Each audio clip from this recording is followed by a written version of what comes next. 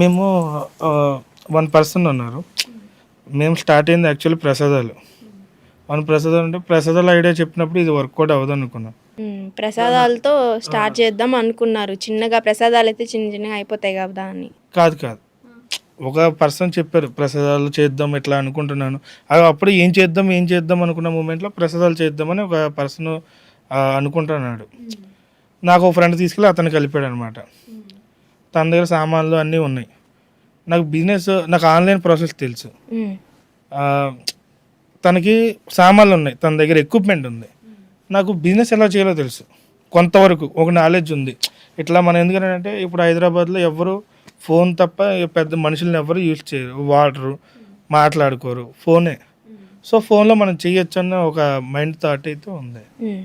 So అతను ఒక idea చెప్పినప్పుడు ఇది ప్రసాదాలది వర్కౌట్ అవ్వదు అనుకున్నాం.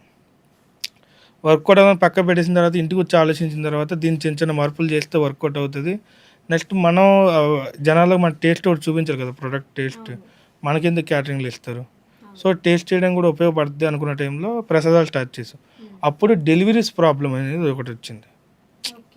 ఆ డెలివరీస్ ప్రాబ్లం వల్ల ఈ స్విగ్గీ జొమాటో ర్యాపిడో అలాగా అలా మీరే చేసుకున్నారు. మేమే చేసుకున్నాం. ఫస్ట్లో ఏంటంటే మెట్రో టు మెట్రో ఇచ్చేసాడు వాళ్ళు.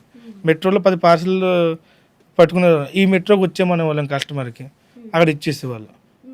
అట్లా డెలివరీ, ఫస్ట్ డెలివరీ అలా మెట్రోలో డెలివరీ చేసేవాళ్ళు. ఓకే. కస్టమర్ అక్కడ దాకా వచ్చేమనే వాళ్ళు, అక్కడ ఇచ్చేసేవాళ్ళు పార్సల్. మేము బయటికి వెళ్ళాము కదా, నెక్స్ట్ మళ్ళీ అదే ఎక్కి అదే ఒక లైనింగ్లో ఓకే అట్లా చేసేటోళ్ళు. ఫస్ట్ టైం వింటున్నా నేను మెట్రో డెలివరీ.